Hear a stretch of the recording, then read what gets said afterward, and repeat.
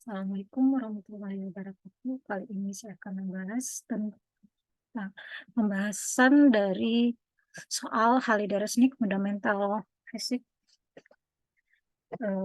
Haliday-Resnick Fundamental of Physics jilid edisi 10. Nah, di sini saya akan membahas chapter 22 tentang electric field. Kita bisa lihat di nomor 7. Kalau yang tidak punya bisa nanti minta ke saya untuk e-booknya. Nah, di sini chapter 22 tentang electric field. Ya. Soal nomor 7. The four particles form a square of each length 5 cm dan memiliki muatan Q1-nya 10 nanocoulomb, Q2-nya minus 20, Q3-nya plus 20, dan Q4-nya minus 10.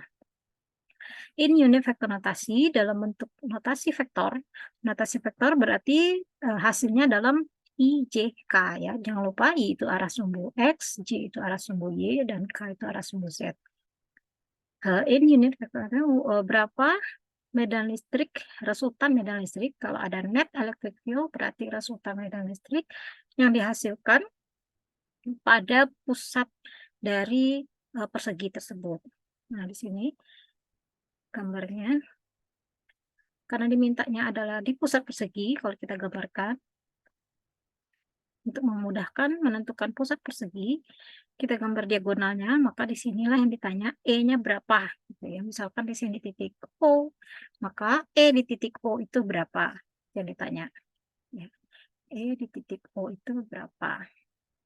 Nah, medan listrik dan gaya listrik itu adalah besaran vektor, sehingga untuk mencari nilai resultannya itu kita gunakan penjumlahan vektor dalam bentuk vektor. Nah, karena besaran vektor, maka pertama kita tentukan arah-arahnya dulu. Arah-arah medan listrik akibat tiap dari muatan. Ingat, ke medan listrik itu dihasilkan oleh satu muatan listrik. Ya. Kita tandain dulu, Q1 itu bermuatan positif, Q2 itu negatif, Q3 itu positif, Q4 itu negatif. Nah, sehingga pada titik O, ingat kalau arah muatan itu untuk positif, arahnya keluar, muatan positif, arah medannya keluar, dan muatan negatif, arah medannya ke dalam, menuju si muatan tersebut. Sehingga ketika di titik O, akibat Q1, arah medannya adalah ke berlawanan arah. Jadi dia keluar ya. Ingat di sini misalkan di sini adalah titik O, maka arahnya keluar ke sini. Maka ini yang kita sebut sebagai E1 atau medan listrik akibat muatan 1. Sementara Q2 bermuatan negatif, maka arah medan pada titik O ini adalah menuju Q2. Ini E2. Pada Q3 bermuatan positif, maka arah medannya adalah keluar atau menjauhi Q3. Kemudian Q4 muatannya negatif. Karena negatif, maka arah medannya itu adalah menuju Q4. Nah, kita lihat inilah arah-arah medan. Nah, resultannya itu berarti kita tentukan dulu. Gini, kalau kita lihat ini adalah bentuk persegi, sehingga kalau dia berbentuk persegi, maka setiap ini sudutnya adalah 90 derajat. Ya, 360 dibagi 4, maka antara E3, E2, 90, E2 dan E1, 90, berikut juga E4 dan E1, E4 dan E3. Karena yang diminta dalam notasi vektor, kita bisa ubah menjadi semuanya E1, E2, E3, E4-nya itu kita proyeksikan pada sumbu X dan Y. Kalau sudah terbiasa bisa langsung, tapi ini saya jelaskan detail ya. Kalau kita pindahkan ke sumbu X dan Y, maka ini E2, dia akan membentuk sudut 45 derajat ya, tinggal dibagi 2. Atau kalau ini adalah persegi, maka sudut yang dibentuk Q4 ini 45 derajat. Kenapa? Karena sisi A, sisi yang antara Q4, Q1 dan Q4, Q3 itu nilainya sama. Kalau sisinya sama, maka sudutnya juga adalah, dan bentuknya adalah tegak lurus, saling tegak lurus, si panjang sisinya sama, maka sudutnya juga sama. Ini membagi 2, besarnya sama, maka besar di sini adalah 45 derajat. Nah, ini juga ini S1. Begitu juga S1, E3, dan E4 itu semua sudutnya 45 derajat terhadap sumbu X ya. Nah, bebas kita 45 derajat yang mana, misalnya kalau saya ambil 45 derajatnya ini 45 derajatnya, maka untuk jika ingin dinyatakan dalam besaran unit vektor, kita proyeksikan terhadap sumbu X, ini X2Y, ini E2Y, ini E2X, begitu juga dengan E1X, ini E1Y, kemudian ini E4Y, ini E4X, E3Y, dan E3X. Nah, kalau kita lihat, ini E2X dan E1X searah, E3X dan E4Y juga, E4X juga searah. Nah, arah sumbu X kita simbolkan sebagai E dalam I ya. Dalam arah sumbu X itu unit vektornya adalah I, arah sumbu Y itu unit vektornya adalah J. Sehingga S1 itu bisa dinyatakan dengan, kalau kita cari dulu ya, boleh kita cari dulu nilai masing-masing. S1 itu K per R kuadrat, ini Q1 dan R1. Nah, di sini R itu adalah jarak dari titik ke muatan. Karena bentuknya persegi, maka jarak titik dari tiap muatan itu sama, karena dari tengah-tengah ya. Nah, jika ini A, maka diagonalnya adalah A akar 2. Karena titik O adalah di tengah-tengah, setengah, berarti setengah dari A akar 2. Sehingga ini A per 2 akar 2. Ya. Ini juga A per 2 akar 2. Itu adalah jarak dari R-nya.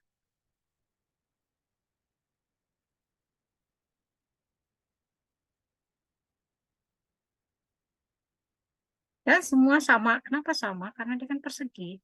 Jadi dari tengah ke pinggir-pinggir ini akan sama semua jaraknya.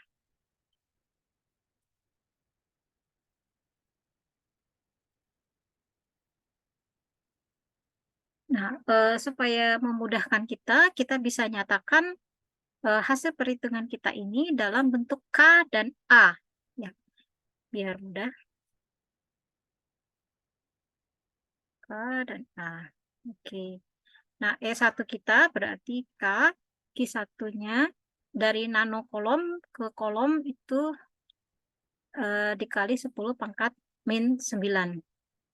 Atau kalau mau langsung karena dia min 9, K itu adalah 9 kali 10 pangkat 9, bisa hilang 9-nya, jadi boleh langsung juga. K-nya 9 kali 10 pangkat 9, Q1-nya adalah 10. Jadi 10 diubah ke nano, berarti kali 10 pangkat min 9. 1 nano itu sama dengan 10 pangkat min 9 kolom. Ya, nano kolom ke kolom. R-nya adalah, nah kita langsung masuk saja ya, R-nya itu, A-nya adalah 5, berarti 5 per 2 akar 2. Karena dia dalam sentimeter, kita ubah ke meter, berarti kita kali 10 pangkat minus 2. Kemudian dikodratkan karena dia R1 kuadrat. Sehingga hasilnya ini 10 pangkat 9 dengan 10 pangkat minus 9 habis. Habis berarti 1 ya kalau dikalikan. Maka hasilnya 90 per, di bawahnya kita kodratkan, 5 itu jadi 25, 2 itu 4, akar 2 itu 2, dan 10 pangkat minus 2 dikodratkan jadi minus 4. Ini kita coret 2, 2 pindah ke atas, berarti 180 per 25, 10 pangkat minus 4 pindah ke atas, jadi 10, 4. Ya. Nah, ini kalau dibagi 5, dibagi 5 yang atas, dibagi 5, 18 bagi 5 berarti 3, 15, 30, 36 per 5 kali 10 pangkat 4. Atau S1-nya 36 bagi 5, 7,2 kali 10 pangkat 4 Newton per Coulomb. Nah, sekarang E2-nya dengan cara yang sama. Nah, di sini R-nya sama semua ya. K-nya 9 kali 10 pangkat 9. Q2. Q2-nya minus 20. Nah, untuk medan listrik ataupun gaya listrik, kita tanda minus dan plus ini untuk menentukan arah. Jadi dalam perhitungan tidak kita masukin lagi tandanya. Ya, jadi tetap kita tulis 20. Tidak, minusnya tidak dimasukkan dalam perhitungan. Jadi 20 kita ubah ke kolom, itu 10 pangkat minus 9. Nah, R-nya sama ya, karena jarak dari titik ke masing-masing muatan sama, jadi kita ambil yang di atas saja, nilainya langsung 25 per 2 kali 10 pangkat minus 4. Nah, ini coret lagi, karena satu pangkatnya plus, satu minus, berarti 180. Duanya kita pindah ke atas, 10 pangkat minus 4 jadi 10 pangkat 4 per 25. Ini dibagi 5, bagi 5, bagi 5, ini 36 per 5. Ya. Atau 72 per 5 kali 10 pangkat 4. Atau kalau dibagi, 7 bagi 5, 1, sisa 2, 20 bagi 5, itu 4, sisa 2 lagi, tapi 2-nya kita butuh koma di sini, 20 bagi 5, 4. Kali 10 pangkat 4 Newton per Coulomb. Sekarang E3-nya dengan cara yang sama juga, Q3 per R3 kuadrat. 9 kali 10 pangkat 9 dikali Q3-nya 20 positif. Jadi jangan lupa tadi positif negatifnya sudah kita gunakan untuk menentukan arah. Jadi Q3-nya adalah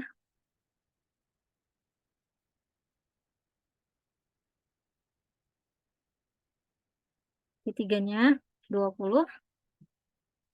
Ini sama dengan yang gitu ya. Q2. R-nya juga sama, jadi kita langsung kita buat berdua kali 10 pangkat minus 4. Ini diubah ke nano Coulomb ke Coulomb kali 10 pangkat minus 9. Dan ini sama ya, di atas ini sama, jadi langsung saja kita tulis hasilnya 14,4 kali 10 pangkat 4 Newton per Coulomb. Kemudian lanjut ke E4. E4 berarti K Q4 per R4 kuadrat. Sama 9 kali 10 pangkat 9 kali Q4-nya adalah Q4-nya 10. Q4-nya 10 diubah ke kolom, jadi kali minus 9. Per R-nya sama juga, berarti 25 per 2 kali 10 minus 4. Dan ini sama dengan nomor S1. Ya nih. S1-nya juga 10, 9 kali 10, jadi sama, hasilnya juga sama dengan E4, berarti 7,2 kali 10 pangkat 4 Newton per Coulomb. Nah, setelah kita dapat masing-masing, kita lihat di sini, lalu kita nyatakan dalam notasi vektor. Ya. Lalu kita jumlahkan. Nah, kalau sudah dalam notasi vektor itu lebih mudah. Kita lihat E1 itu kalau kita proyeksikan ke arah sumbu X, E1 di bawah ya. Lihat, E1 itu di sebelah kanan bawah. Kalau arah sumbu X berarti nilainya positif. Yang arah sumbu X nilainya positif, jadi bisa kita nyatakan E1-nya adalah tadi E1 kita 7,2 kali 10 pangkat 4. 7,2 kali 10 pangkat 4. Tapi itu arah sumbu X. Kalau arah sumbu X berarti kita lihat E1 dengan E1X itu hubungannya adalah cos. Ya, dan sudutnya adalah 45. Cos itu adalah ketika misalnya saya punya segitiga, ini A, B, C. Maka yang namanya cos theta itu samping per miring. B per C, berarti yang mengapit. Sehingga kalau ingin mencari B, berarti C-nya dikalikan dengan cos. Nah, begitu juga ini. Sehingga untuk mencari E1X, maka E1 kita kalikan dengan cos. Nah, ini E1 kita 7,2 kali 10 pangkat 4 dikali cos 45. Itu arah sumbu X positif. Nah, ini dinyatakan dalam bentuk vektor, berarti I topi ya, untuk menunjukkan arah sumbu unit vektornya. Nah, kemudian dinyatakan juga, ini kan baru arah sumbu X, arah sumbu Y-nya, berarti ini ke bawah. Ke bawah berarti arahnya minus. Dan hubungannya dengan E1 itu adalah sin. Sehingga dia minus karena ke bawah. Lalu hubungannya sin. Nilai E1, E1-nya 7,2 kali 10 pangkat 4. Hubungannya adalah sin. Jadi sin 45 derajat C.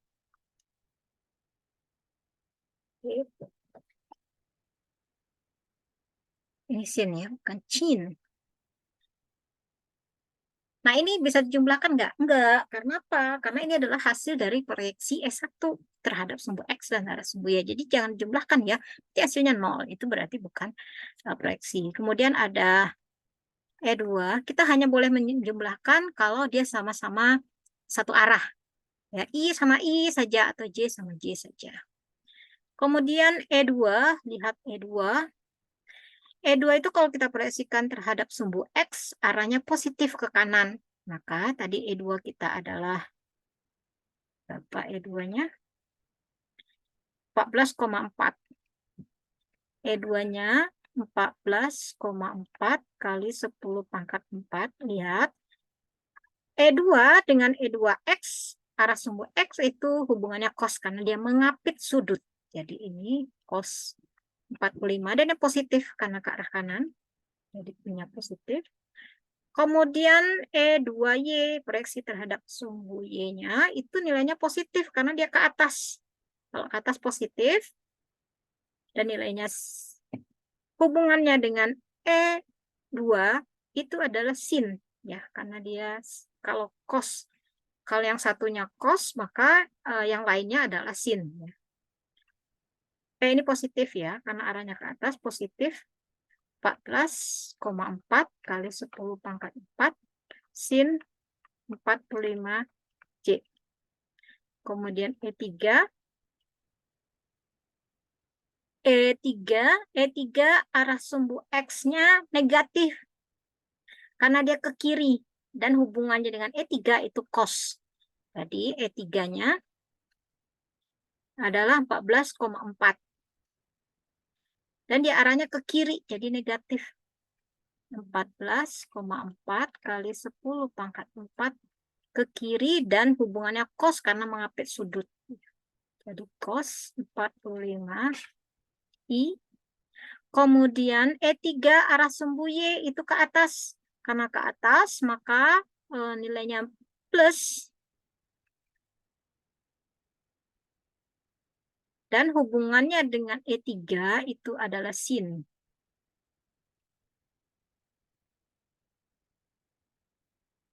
Derajat ya, atau derajat ya. Arah sumbu C. Kemudian E4. E4-nya arah sumbu X-nya ya diproyeksikan ke arah sumbu X itu ke kiri. Ke kiri berarti kita negatif. E4 tadi adalah 7,2. 7,2 kali 10 pangkat 4.